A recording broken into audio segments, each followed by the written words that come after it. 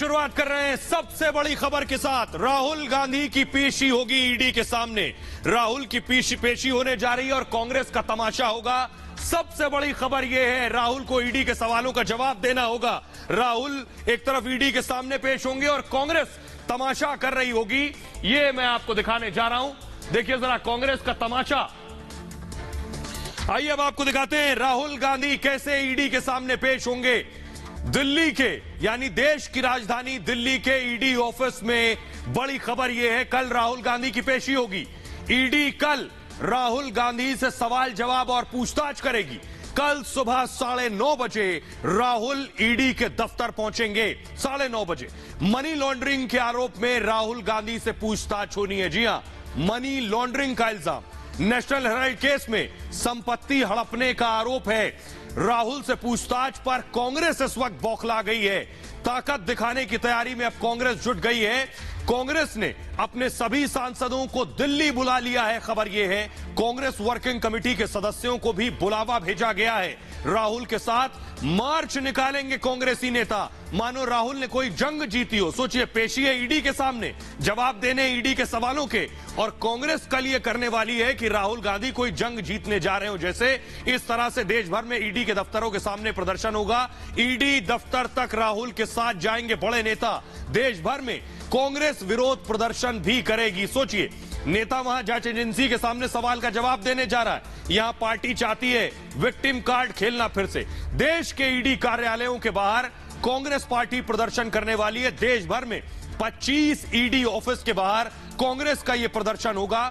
Congress party केंद्र सरकार पर इस वक्त हमलावर है।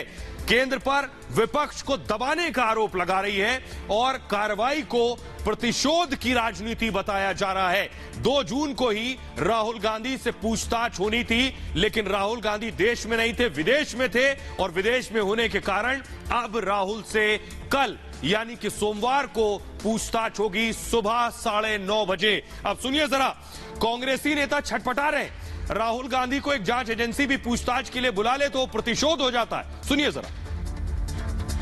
कल सुबह राहुल गांधी जी उस समन के जवाब में अपने आप को प्रस्तुत करेंगे, लेकिन जब जब भाजपा सरकार के खिलाफ कोई भी विपक्षी दल और खास तौर से कांग्रेस पार्टी का नेतृत्व अपनी आवाज को रखता है, एजेंसी का दुरुपयोग कर आवाज को दबाने का काम किया जाता है। दोनों मां बेटे जो बेल पे बाहर हैं, आज वो यहां ड्रामा कर रहे हैं। आज राहुल जी आप अपने एमपीज को इकट्ठा कर रहे हैं। आप सत्याग्रह, ये सत्याग्रह के नाम पे बदनामी है। केवल दबाव की राजनीति, प्रतिशोध की भावना से झूठे प्रकरण बनाना, ये इनकी आदत बन चुकी है। और आइए अब मैं आपको बताने जा रहा हूं, ये आप देख रहे हैं, ये ईडी का ऑफिस मैं जहां खड़ा हूं। राहुल गांधी की कुछ ऐसे पेशी होगी। अंदर राहुल गांधी ऐसे बैठे होंगे ईडी के ऑफिस में, और सामने देखिए 3 अधिकारी। राहुल गांधी के सामने इस तरह से 3 अधिकारी खड़े होंगे। अब राहुल गांधी जब 9:30 बजे पहुंचेंगे, उसके बाद उनसे सवाल जवाब शुरू होंगे। 9:30 के बाद राहुल गांधी से पूछा जाएगा एसोसिएट जनरल्स लिमिटेड के अधिग्रहण पर पूछताछ होगी। एसोसिएट जनरल क्या है, एजेएल, ये मैं आपको बताऊंगा। यंग इंडियन लिमिटेड से जुड़े सवाल जवाब राहुल गांधी से किए जाएंगे। YIL यानी यंग इंडियन लिमिटेड कंपनी बनाने के पीछे की मंशा पर राहुल से सवाल किए जाएंगे। YIL को कहते हैं यंग इंडियन लिमिटेड में हिस्सेदारी को लेकर भी राहुल से पूछताछ होगी। AJL यानी एसोसिएट जनरल लिमिटेड को कर्ज देने के संबंध में भी राहुल से पूछताछ की जा सकती है। कर्ज देने से लेकर कर्ज माफी पर सवाल पूछे जा सकते हैं राहुल गांधी से। वित्तीय हेरफेर को लेकर भी राहुल गांधी से सवाल जवाब हो सकता है। ये सारे सवाल राहुल से किए जाएंगे। सोनिया गांधी की यानी उनकी मां सोनिया गांधी की भूमिका पर भी राहुल गांधी से सवाल किया जाएगा। और आइए अब आपको मैं बताता हूं कि आखिर ये एजेएल का पूरा विवाद है क्या, जिसमें राहुल गांधी सवालों के घेरे में है। सबसे पहले बताऊं, नेशनल हेराल्ड का नाम आपने सुना होगा। यह मामला नेशनल हेराल्ड से जुड़ा है। ये आप देख रहे हैं हेराल्ड हाउस जो आप देख रहे हैं, ये जो इमारत है नेशनल हेराल्ड इमारत क्या है, ये मामला क्या है, राहुल गांधी की पेशी क्यों हो रही है, उन्हें जवाब क्यों देने हैं, ये मैं आपको बताने जा रहा हूं। देखिए जरा, कल राहुल के लिए मुश्किलों भरा दिन होगा। राहुल गांधी से सवाल तो किए जाएंगे, लेकिन देश ये जानना चाहता है कि आखिर ये मामला है क्या, किस मामले में राहुल गांधी की पेशी होगी।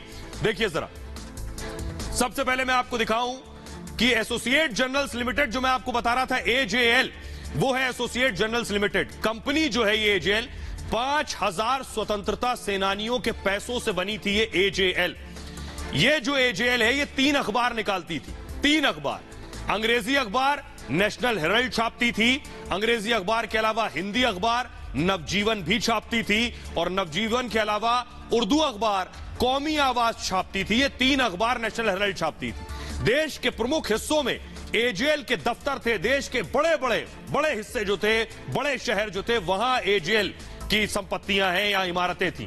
पंडित नेहरू ने नेशनल हेराल्ड की स्थापना की थी। एजेएल जो है 5000 स्वतंत्रता सेनानियों के पैसों से बनी, लेकिन नेशनल हेराल्ड की स्थापना नेहरू ने की। कांग्रेस का मुखपत्र बन गया ये नेशनल हेराल्ड जो है। 2008 में इसका प्रकाशन बंद हो गया, 2008 में प्रिंट होना बंद हो गया। क्यों? एसोसिएट जर्नल्स जो कंपनी इसे चला रही थी, वो कर्ज में डूब गई। थोड़े बहुत नहीं, 90 करोड़ के कर्ज में डूब गई एजेएल। अब राहुल और सोनिया के साथ, यानी गांधी परिवार के साथ नेशनल हेराल्ड जुड़ा था, तो इन्हें दरअसल इसका कर्जा उतारना था। अब कर्जा उतारने के पीछे साजिश क्या थी, ये समझिए जरा। राहुल सोनिया ने कंपनी बनाई यंग इंडियन लिमिटेड। ये जो यंग इंडियन लिमिटेड आप देख रहे हैं, इसमें राहुल और सोनिया की 38% हिस्सेदारी थी, 38% दोनों की। कर्ज चुकाने के लिए इन्होंने क्या किया, एजेएल पे 90 करोड़ का कर्ज था, तो चुकाए कहां से? तो कांग्रेस का जो फंड था, पार्टी फंड, उससे 90 करोड़ रुपया लोन ले लिया और एजेएल के शेयर खरीद लिए 90 करोड़ के। और जो फंड का पैसा लिया था, वो कांग्रेस फंड का पैसा, लोन जो लिया था, वो माफ करा लिया। अब फंड का पैसा निजी इस्तेमाल में नहीं कर सकते आप।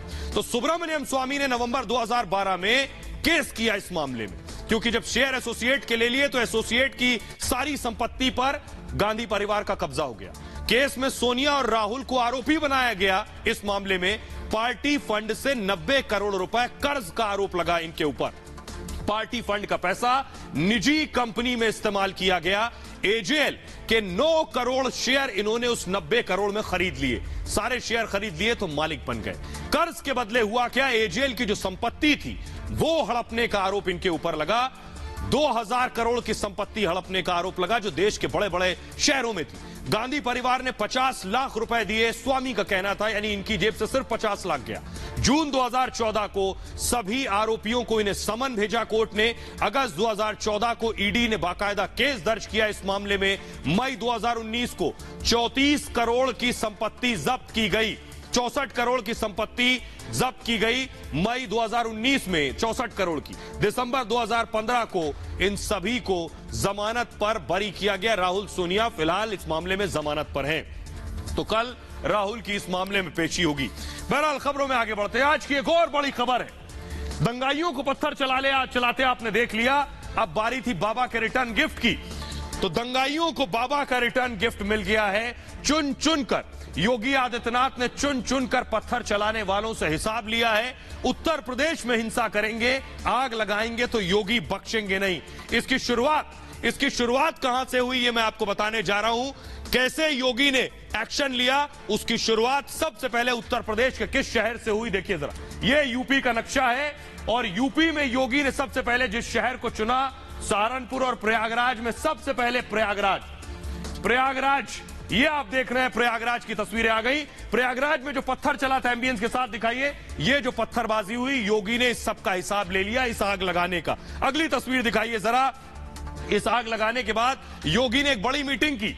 योगी आदित्यनाथ ने कल बड़ी मीटिंग ली, और इस मीटिंग में सारे अधिकारियों को साफ कह दिया कि किसी को बख्शा नहीं जाएगा। यूपी में जिसने भी पत्थर उठाया है, उससे हर पत्थर का हिसाब होगा। और अब बारी थी हिसाब की, तो हिसाब भी चुकता हुआ। अगली तस्वीर दिखाइए जरा। ये जो आप देख रहे हैं, मुख्य आरोपी जावेद प्रयागराज में, उसके घर पे ये नोटिस लगाया गया, श्री जावेद मोहम्मद पुत्र श्री मोहम्मद अजहर। ये नोटिस चस्पा जो है, ये जावेद के घर पर नोटिस लगा दिया गया। नोटिस लगाने के बाद अब बारी थी बाबा के बुलडोजर की। अगली तस्वीर दिखाइए। तो बाबा का बुलडोजर पहुंच गया और बुलडोजर ने देखिए सबसे पहले जावेद के दरवाजे को तोड़ा। जावेद जेल में है, दरवाजे को तोड़ा और उसके बाद जो बाहर की प्रमुख दीवार है, जो बाउंड्री है, इस बाउंड्री को गिरा दिया गया। न सिर्फ बाउंड्री, अगली तस्वीर दिखाइए, गगनचुंबी जो इमारत थी वो पूरी इमारत, अगली तस्वीर दिखाई, पूरी इमारत ध्वस्त कर दी गई। ये जावेद के घर की इमारत आप देख रहे हैं किस तरह से इसे ध्वस्त किया गया। और आइए तो योगी का जो रिटर्न गिफ्ट है ये मैं आपको दिखाने जा रहा हूं। ग्राफिक्स के जरिए देखिए जरा कैसे एक्शन हुआ योगी का। ये आप देख रहे हैं बुलडोजर, ये जो बुलडोजर है ये जावेद का घर गिरा रहा है। प्रयागराज में मास्टरमाइंड जावेद के घर पर बुलडोजर चला। तस्वीरें भी मैंने आपको दिखाई और थोड़ी देर नहीं 4 घंटे तक नॉन स्टॉप बुलडोजर चलता रहा। 4 घंटे जावेद उर्फ पंप का घर बुलडोजर से जमींदोज कर दिया गया। जेके आशियाना कॉलोनी में था जावेद का यह आलीशान घर। हिंसा वाली जगह से जावेद के घर की दूरी 10 किलोमीटर बताई जाती है। करीब 12:30 बजे बुलडोजर का एक्शन शुरू हुआ। आपको बताऊं 3 बुलडोजर और एक पोकलैंड मशीन से घर को ढाया गया। एक अलग तरह का बुलडोजर जो होता है जिसमें टैंक जैसे व्हील्स होते हैं वो है पोकलैंड। घर से कुछ सामान हटाने की इजाजत दी गई थी। सबसे पहले घर की बाहरी दीवार को तोड़ा गया। वो तस्वीरें मैंने आपको दिखाई। पीडीए यानी प्रयागराज डेवलपमेंट अथॉरिटी ने अवैध निर्माण को लेकर नोटिस चस्पा किया था। वो नोटिस भी मैंने आपको दिखाया। सुबह 11 बजे तक मकान खाली करने का निर्देश दिया गया। जावेद पंप पर बिना नक्शा पास, जी हां, बिना नक्शा पास घर बनाने का आरोप था। कागजात पेश करने में नाकाम रहे थे जावेद पंप कि नक्शे के कागज कहां हैं। जावेद पंप के घर की एक एक दीवार तोड़ दी गई। देखते ही देखते जावेद का घर मलबे में तब्दील हो गया और भारी सुरक्षा इंतजाम के बाद बुलडोजर एक्शन हुआ है। करीब 10,000 पुलिस के जवान तैनात किए गए थे। इसके अलावा फायर ब्रिगेड, एम्बुलेंस भी मौके पर मौजूद रही और घर को गिराने में 2 बुलडोजर लगाए गए थे। एक पोकलैंड था। बुलडोजर एक्शन की बाकायदा वीडियोग्राफी भी कराई गई। जावेद की बेटी ने इन आरोपों को गलत बताया। जेएनयू में पढ़ती है जावेद की बेटी आफरीन, जेएनयू की छात्रा है। अब आपको बताते हैं जब जावेद की बेटी जेएनयू की छात्रा है तो जेएनयू में, जी हां, यानी दिल्ली के जवाहरलाल नेहरू यूनिवर्सिटी में प्रदर्शन हो रहा है सिर्फ इसलिए कि जावेद की बेटी वहां पढ़ती है। तो हिंसा करने वाले हैं, हिंसा करने वाले जावेद के साथ भी जेएनयू खड़ा हो गया। ढपली लेकर छात्र ढपली बजा रहे हैं जेएनयू के अंदर और जावेद के हक में और योगी के खिलाफ नारेबाजी कर रहे हैं। ये वो तस्वीरें मैं आपको दिखा रहा हूं। आइए अब मैं आपको दिखाने जा रहा हूं जावेद की तस्वीर। ये देखिए जरा, ये है वो जावेद जिन पर हिंसा का आरोप है। ये है वो जावेद जिनका घर गिरा दिया गया है। मैं आपको बताऊं कि आखिर कौन है ये मास्टरमाइंड जावेद, इन पर आरोप क्या है और आखिर जावेद ने ऐसा क्या किया जो जावेद का घर ध्वस्त कर दिया गया है। तो देखिए जरा, जावेद प्रयागराज रहते हैं और जावेद पंप के घर से अवैध, पुलिस का क्या कहना है, अवैध हथियार बरामद हुए हैं। ये पुलिस का कहना है। अब से इन्वेस्टिगेशन जो शुरू हुआ, जावेद के घर से अवैध हथियार मिले हैं। प्रयागराज के एसएसपी ने यह बड़ा खुलासा किया है। जावेद के घर से आपत्तिजनक साहित्य भी बरामद हुआ है। घर से एक संदिग्ध चिट्ठी मिली है, यह कहना है पुलिस का। अवैध मकान को लेकर पहले नोटिस मिला था, यानी जावेद को पहले नोटिस दिया गया था। मई के महीने में नोटिस दिया गया था। पीडीए ने 10 मई को नोटिस जारी किया था जावेद को। 24 मई को कागजात नक्शा नहीं पेश कर सके जावेद, जी हां, यानी नोटिस मई में दिया गया। 10 मई को कहा गया कागज लेकर आइए। 24 मई तक कागज नहीं दिए गए तो अब बुलडोजर चला है। इसके बाद मकान ध्वस्त करने का आदेश जारी हुआ बाकायदा। खुद को सामाजिक कार्यकर्ता बताते हैं Javed. Welfare party of India के प्रदेश महासचिव हैं और सीए एनआरसी में प्रदर्शन में चर्चा में रहे थे उस दौरान। आइए अब मैं आपको सुनवाऊं, उससे पहले मैं आपको सुनवाऊं कि नोटिस दिखाता हूं। उससे पहले कि आइए वो नोटिस दिखाइए जरा। ये है वो नोटिस जिसमें 10 तारीख दी। जरा फुल स्क्रीन लीजिए अगर ले सकते हैं। इसमें देखिए यहां दिनांक 10 तारीख लिखी हुई है, यानी 10 तारीख को ये नोटिस दिया गया था। 10 को नोटिस दिया गया, उसके बाद इनका घर गिराया गया है। आइए अब मैं आपको दिखाऊं कि एसएसपी प्रयागराज अजय कुमार क्या कह रहे हैं, क्या कुछ मिला है जावेद के घर से, सुनिए जरा। इस कार्रवाई के दौरान उसके घर की सर्चिंग भी की गई और उसमें आपत्तिजनक सामान मिले हैं। टोटल जो आपत्तिजनक सामान मिले हैं, जिसमें अवैध असलहे और आपत्तिजनक पोस्टर वगैरह हैं, 12 बोर का अवैध तमंचा है। इसके अलावा 315 बोर का एक तमंचा है और कई कारतूस बरामद हुए हैं। लिटरेचर मिले हैं, कई किताबें मिली हैं, उसका एक एक पन्ना भी पड़ताल किया जाएगा। अभी जितना भी लिटरेचर मिला है, झंडा, पोस्टर, बैनर, कागजात मिले हैं, सभी की गहराई से पड़ताल की जाएगी कि किसने लिखा है, क्यों लिखा है, इसकी मंशा क्या है। और आइए मैं आपको बताता हूं, बहुत से लोग कहते हैं योगी आदित्यनाथ ने नोटिस नहीं दिया, योगी आदित्यनाथ ने बताया नहीं बुलडोजर चलाने से पहले, बुलडोजर चलाने से पहले कोर्ट जाना चाहिए था। लेकिन उत्तर प्रदेश के कानून और नियम हरगिज ये नहीं कहते हैं कि किसी को कोर्ट जाने की जरूरत है, योगी को यह बताने की जरूरत है कि हम आकर आपके यहां बुलडोजर चलाएंगे। देखिए जरा क्या कहता है यूपी का कानून। यूपी में गैंगस्टर एक्ट के नियम के तहत बुलडोजर दरअसल चल रहा है। एक बात, अवैध रूप से कमाई संपत्ति का ध्वस्तीकरण हो सकता है, यह यूपी का कानून कहता है। नगर नियोजन एवं विकास अधिनियम में भी बुलडोजर की बाकायदा छूट दी हुई है। एक्ट की धारा 27 के तहत भवन गिराया जा सकता है। विकास महायोजना के उल्लंघन में चल सकता है बुलडोजर। इसके अलावा सार्वजनिक संपत्ति पर अवैध कब्जा है तो बुलडोजर चलेगा। ग्राम पंचायत की भूमि पर अतिक्रमण है तो बुलडोजर की बाकायदा छूट है नियमों में। स्थानीय निकाय की भूमि पर अवैध कब्जा तब भी चलेगा बुलडोजर, उसके लिए किसी नोटिस की जरूरत नहीं है। तो आइए मैं आपको दिखाता हूं कि बाबा का बुलडोजर तो ऐसे ही चलता रहेगा। और बाबा ने पहले कह दिया है यूपी में जो हिंसा करेगा उस पर तो बुलडोजर चलेगा। सुनिए जरा।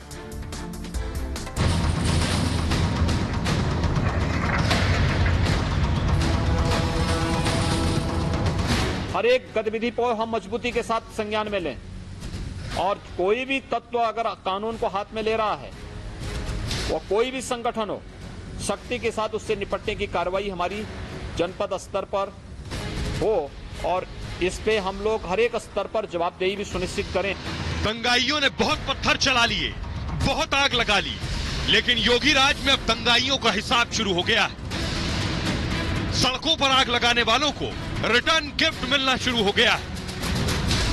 प्रयागराज में हिंसा के आरोपियों ने जुमे की नमाज के बाद दहशत पैदा करने की कोशिश की थी, लेकिन योगी राज में दंगाइयों, बलवाइयों, माफियाओं के खिलाफ सख्त कार्रवाई होती है। कल योगी ने अधिकारियों के साथ हाई लेवल मीटिंग की थी और साफ कह दिया था कि निर्दोष को छेड़ना नहीं और दोषी को छोड़ना नहीं। जिन 6 जनपदों में घटित घटनाएं सबके सामने आई हैं, उन जनपदों में आप लोगों ने तत्काल शांति तो बहाल की है, लेकिन इसको अस्थायी रूप से मेंटेन करने का काम करेंगे। उपद्रवी तत्वों पर प्रभावी कार्रवाई करेंगे। इसके बाद आज प्रयागराज में हिंसा के मास्टरमाइंड जावेद पंप के आलीशान मकान को योगी के बुलडोजर ने जमींदोज कर दिया। देखते ही देखते जावेद का अवैध मकान मलबा बन गया। पहली बाउंड्री को तोड़ दिया गया है। बड़ी तस्वीर आपको बता रहे हैं। पहले ये देखिए बाउंड्री गिर चुकी है और बड़ी तस्वीर आपके सामने, जो पूरा बाहर का एरिया था जो इलीगल तरीके से बनाया गया था उसे तोड़ने का काम किया गया है। प्रयागराज डेवलपमेंट अथॉरिटी की तरफ से ये बड़ी कार्रवाई जावेद अहमद, जो कि प्रयागराज हिंसा का मास्टरमाइंड है, उसके घर पर की जा रही है। जावेद के ठिकाने पर कार्रवाई को लेकर सवाल उठ रहे हैं। इसके बाद कानपुर के डीएम ने इस कार्रवाई को सही ठहराया। जावेद पंप का इनका जो अवैध निर्माण था उसको निर्धारित प्रक्रिया का पालन करते हुए, नोटिस वगैरह की सारी कार्रवाई करते हुए ये जो अवैध निर्माण था आज उसका डेमोलिशन किया है। जितनी भी अवैध गतिविधियां हैं, अवैध निर्माण है, शासन प्रशासन उनके खिलाफ कार्रवाई करता रहेगा। और आइए अब आपको बताने जा रहा हूं, आपने देखी है रिपोर्ट, लेकिन सवाल यह है कि आखिर इससे परेशानी किसको है? कौन है जो सबसे ज्यादा परेशान है इस वक्त? उनमें कई नाम आ रहे हैं, ओवैसी और अखिलेश भी हैं। लेकिन देखिए, सबसे पहले आपको बताऊं कि आखिर जिन्होंने ट्वीट किया है वो क्या कह रहे हैं। क्या कह रहे हैं अखिलेश यादव और क्या कह रहे हैं, ये देखिए जरा। ये ग्राफिक्स आगे आपके सामने। असदुद्दीन ओवैसी क्या कह रहे हैं सबसे पहले आपको बताता हूं। असदुद्दीन ओवैसी कह रहे हैं मुस्लिम महिलाओं के लिए संवेदना का क्या हुआ? आफरीन फातिमा और उनके परिवार के साथ हूं, उनका कहना है। असदुद्दीन ओवैसी ने कहा टेनी के बेटे पर 5 लोगों की हत्या का आरोप है। वो कह रहे हैं लेकिन उनका घर सुरक्षित है। इतना ही नहीं, वो आगे क्या कह रहे हैं देखिए। वो कह रहे हैं क्या मुखर मुसलमान होना गुनाह है? इसके बाद वो कह रहे हैं ये अखिलेश यादव ने ट्वीट किया, उन्होंने लिखा ये कहां का इंसाफ है जिसकी वजह से देश में माहौल बिगड़े। दुनिया भर में सख्त प्रतिक्रिया हुई, वो सुरक्षा के घेरे में है और शांतिपूर्ण प्रदर्शनकारियों को बिना वैधानिक जांच पड़ताल बुलडोजर से सजा दी जा रही है। उन्होंने कहा इसकी अनुमति न हमारी संस्कृति देती है, न धर्म देता है, न विधान और न संविधान। साक्षी महाराज ने कहा जिन प्रांतों में जो कुछ भी नंगा नाच हो रहा है, अलगाववादी बेलगाम हो रहे हैं, वहां राष्ट्रवादी बुलडोजर बाबा की मांग कर रहे हैं। आइए अब आपको सुनवाता हूं, जरा सुनिए इसके बाद कैसे सियासत आर पार हो रही है बुलडोजर पर। उत्तर प्रदेश में भारतीय जनता पार्टी की सरकार प्रदेश को बुलडोजर से चलाना चाहती है। अभी न्यायपालिका है, संविधान है, कोई व्यक्ति गलती करेगा तो न्यायपालिका उसको सजा देगी। अगर कोई व्यक्ति गलती करता है तो उसे सजा मिलनी भी चाहिए, लेकिन यहाँ तो बुलडोजर उसके घर को तोड़ने के लिए भेज दिया जाता है। नरेंद्र मोदी को आने वाली नस्लें कलयुग का धृतराष्ट्र कहकर याद न करें, इसलिए उनको फौरी तौर पर अपनी लबकुशाई करनी चाहिए, कोई फैसला लेना चाहिए। जिन युवाओं के हाथों में कोई स्पोर्ट्स इक्विपमेंट होना चाहिए, खेलने का सामान होना चाहिए, उनके हाथों में वो पत्थर देने का काम करते हैं। इससे उनको बाज आना चाहिए। ऐसे राजनीतिक दल जो इसके पीछे लगते हैं, ऐसे लोग जिस मानसिकता के साथ आते हैं, उनके खिलाफ कड़ी से कड़ी कार्रवाई होनी चाहिए। जो दंगाई हैं, जो पत्थरबाज हैं, उनको यह स्पष्ट तौर से समझ लेना चाहिए कि अब उत्तर प्रदेश में अगर दंगा करेंगे तो उनका संरक्षण करने के लिए श्री अखिलेश यादव जी ट्वीट जरूर कर सकते हैं कि पिटाई हो रही दंगाइयों की और पत्थरबाजों की। तो श्री अखिलेश यादव जी को यह क्यों नहीं दिखाई दिया कि पुलिस वालों पर किस प्रकार से यह दंगाई हमला कर रहे थे, पत्थरबाज हमला कर रहे थे। आप खुद अपने आप से पूछिए कि अगर सरकार कोई बुलडोजर की सरकार होगी तो कैसे चलेगी। लेकिन ये जो आक्रामक राजनीति है, ये जो उत्तर प्रदेश और बाकी राज्यों में हम देख रहे हैं, ये एक भविष्य के लिए कोई बहुत अच्छे संकेत नहीं है देश के लिए। देखिए, योगी आदित्यनाथ एक अलग ही दुनिया में रहते हैं। उन्होंने एक अलग ही दुनिया बना रखी है। उस दुनिया के अंदर न कोर्ट है, न कानून है, न वकील है, न प्रशासन है, सिर्फ योगी आदित्यनाथ हैं और वो अपनी अलग दुनिया के अंदर जो है अपना एक एजेंडा चला रहे हैं। देखिए, पार्टी ने कार्रवाई करके ये स्पष्ट कर दिया कि हम सभी धर्मों की इज्जत करते हैं और ये हमारा भी कर्तव्य हम सब लोगों का कि शांति व्यवस्था, कानून व्यवस्था हम बनाए रखें। और आइए, आपने सुन लिया सियासतदानों को, लेकिन अब ओवैसी और मदनी पर भड़काने का आरोप लगाया है जमात उलेमाए हिंद ने। जमात उलेमाए हिंद ने आज बाकायदा प्रेस कॉन्फ्रेंस की। प्रेस कॉन्फ्रेंस करने के बाद क्या कहा है, ये मैं आपको दिखाने जा रहा हूं। बड़े आरोप लगाए हैं असदुद्दीन ओवैसी पर, जो माहौल देश में है उसके बाद। देखिए जरा क्या कह रहा है जमात उलेमाए हिंद का ओवैसी और मदनी पर यह बड़ा हमला है। मदनी घड़ियाली आंसू बहा रहे हैं, ये जमात का कहना है।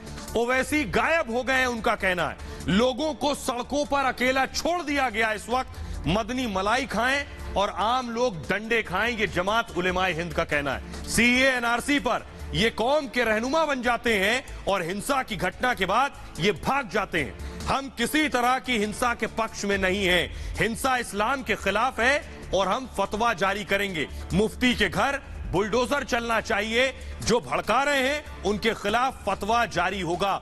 मदनी ओवैसी के खिलाफ फतवा लाएंगे और 1000 मौलाना करेंगे इस फतवे पर दस्तखत। सुनिए जरा क्या कहना है जमात का शुएब कासमी, जो इसके अध्यक्ष हैं, सुनिए उन्हें। मदनी जैसे लोग जो कह रहे थे कि हिंदुओं से देश छोड़ के चले जाओ, मदनी जैसे लोग जो घड़ियाली आंसू बहा रहे थे, ओवैसी जैसे लोग जो सर पे सफेद कपड़ा बांध के घूम रहे थे, वो कानपुर के इमाम जो कह रहे थे कफन बांध के हम निकलेंगे और कफन बांध के हम जो है देश की ईंट से ईंट बजा देंगे, वो सारे के सारे गायब हो गए और 20-20 साल के बच्चों को सड़कों पर छोड़ दिया इन्होंने सरकार से लड़ने के लिए, पुलिस से लड़ने के लिए और सिस्टम से लड़ने के लिए।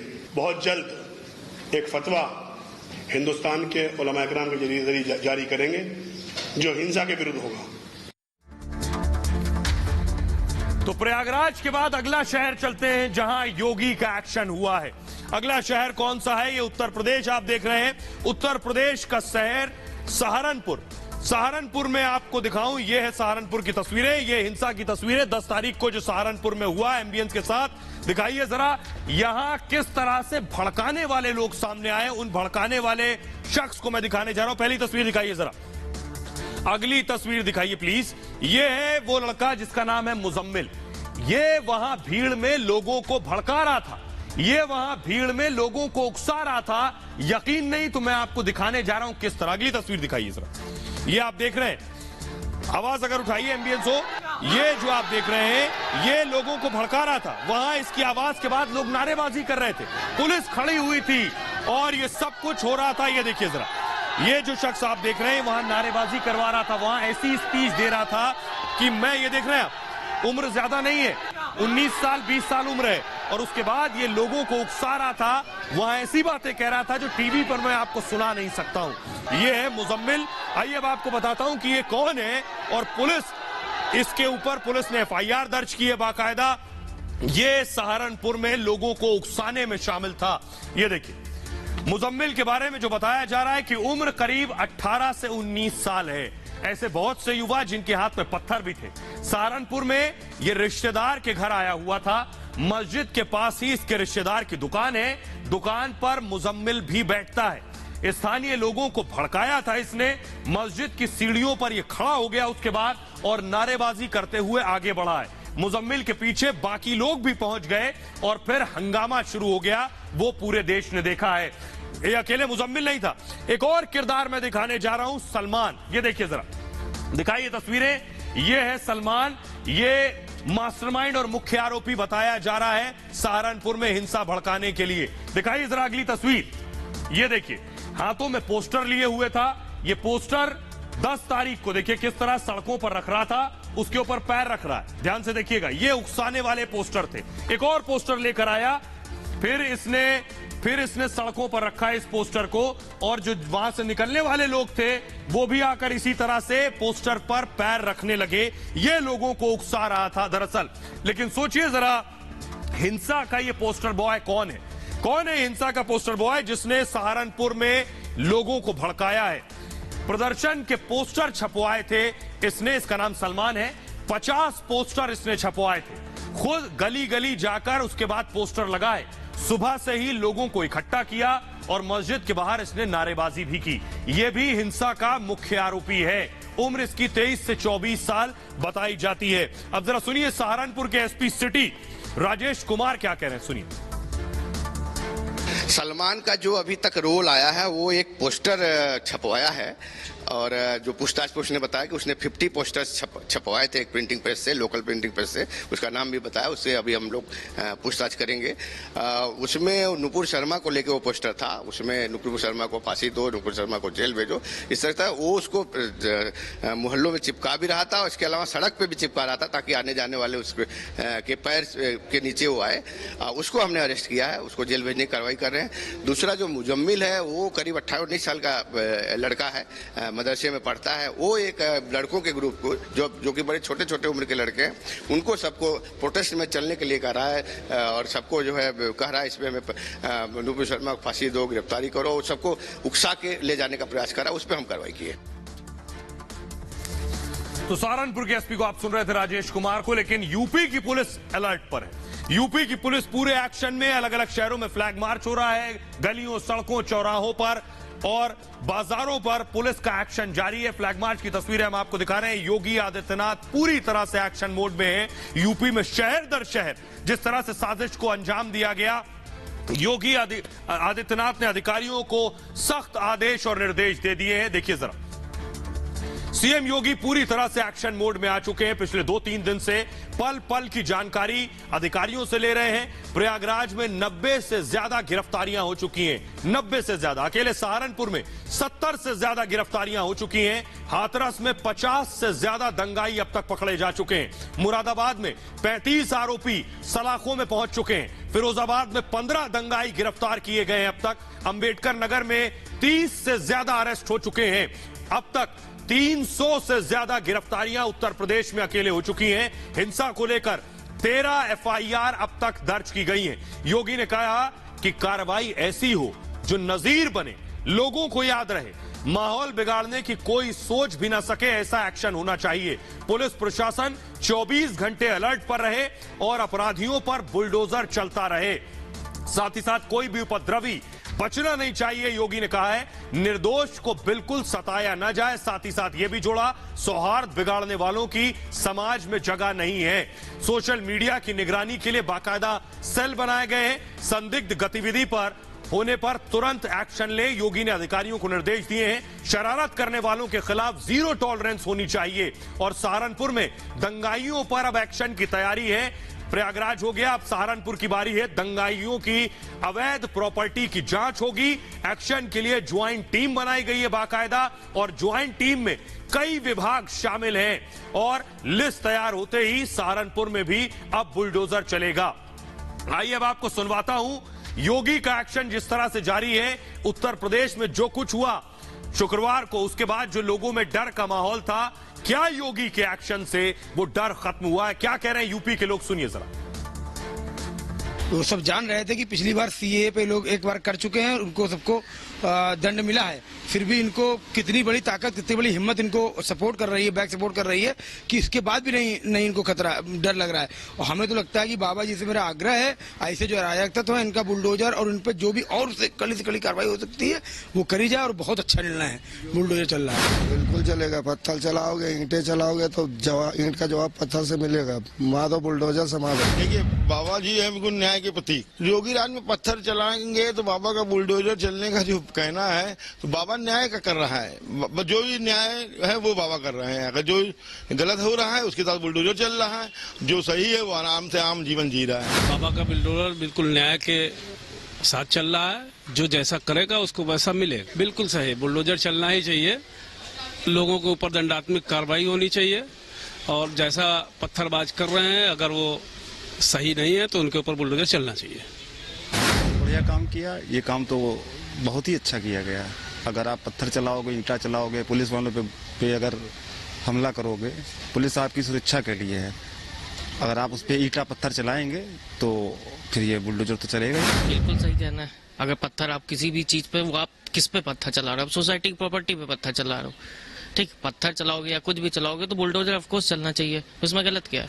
नहीं, बहुत अच्छी चीज़ है। अगर जो पत्थरबाज है, जो कुछ भी अगर ऐसा वायलेंस कर रहे हैं तो उनके खिलाफ सख्त से सख्त कार्रवाई होनी चाहिए।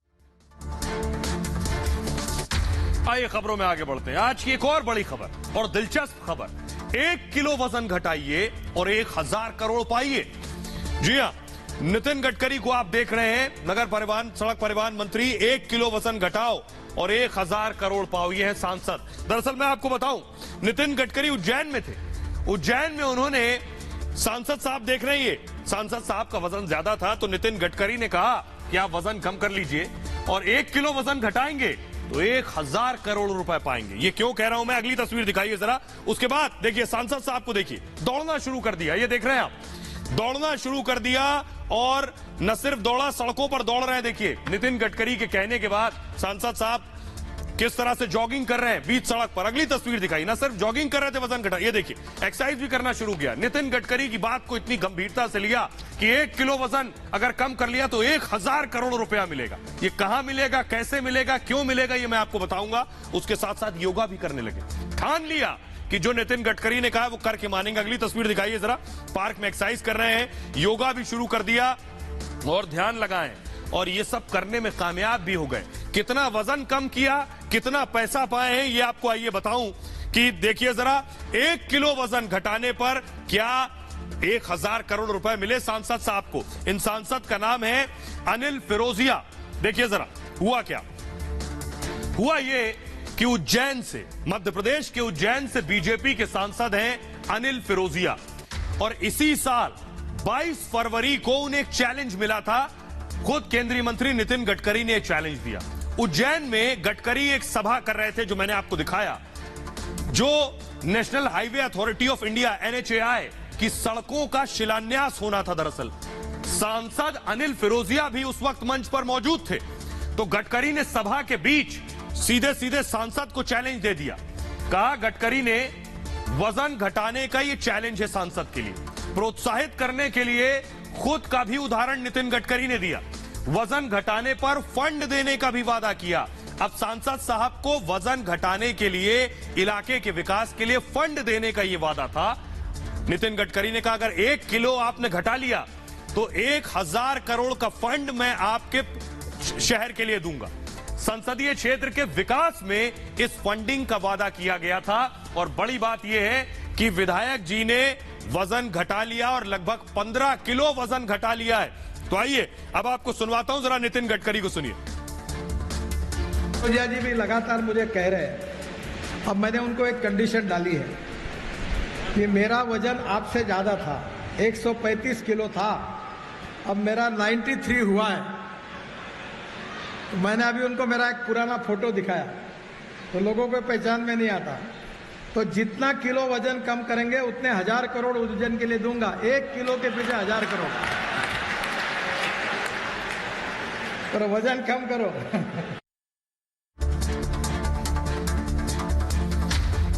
और आइए मैं आपको बताने जा रहा हूं, जब केंद्रीय मंत्री नितिन गडकरी ने उज्जैन के बीजेपी सांसद अनिल फिरोजिया को मंच पर चैलेंज किया था, तब अनिल फिरोजिया का वजन 127 किलो था। 127 किलो। लोगों ने तब नितिन गडकरी के चैलेंज को मजाक के तौर पर लिया, लेकिन अनिल फिरोजिया मजाक के मूड में नहीं थे। उन्हें उज्जैन के लिए कुछ कर दिखाना था। फिर क्या था, बीजेपी सांसद ने अपने संसदीय क्षेत्र के विकास के लिए रोज सुबह उठने लगे। हर रोज सुबह उठकर 8 किलोमीटर दौड़ लगाने लगे और उज्जैन के विकास के लिए पसीना बहाना शुरू कर दिया। हर रोज सुबह लंबी दौड़ लगाने के बाद अनिल फिरोजिया कसरत करना शुरू करते हैं और रोजाना करीब 1 घंटे तक कसरत करते हैं। फरवरी से अनिल फिरोजिया का बस एक ही लक्ष्य है, किसी भी तरह वजन कम कर नितिन गडकरी का चैलेंज पूरा करना। खाने पीने के शौकीन बीजेपी सांसद अब परहेज के साथ रहते हैं। हेल्दी खाना और जीतोड़ मेहनत का ही नतीजा है कि अनिल फिरोजिया 15 किलो वजन कम कर चुके हैं। सुनिए जरा उन्हें। सड़क परिवहन मंत्री श्रीमान नितिन गडकरी जी का भी उज्जैन आगमन हुआ था NHAI की सड़क के शिलान्यास में, और उन्होंने मंच से कहा था कि अगर सांसद जी आप अगर अपना वजन कम करेंगे तो प्रति 1 किलो पे मैं आपको 1000 करोड़ रुपए उज्जैन आलोट संसदीय क्षेत्र के विकास के लिए दूंगा। तो मैंने उसको चैलेंज के रूप में आत्मसात करा और अपना वजन रिड्यूस करना मैंने प्रारंभ करा, और मैं बहुत अभिभूत हूँ। चलिए, तो अब गेंद गडकरी साहब के पाले में है कि 15,000 करोड़ रुपए विकास फंड के लिए देना है। बहरहाल आप अपना बहुत ख्याल रखिए। एक छोटे से ब्रेक के लिए रुक रहे हैं, लौट रहे हैं कुछ और बड़ी खबरों के साथ।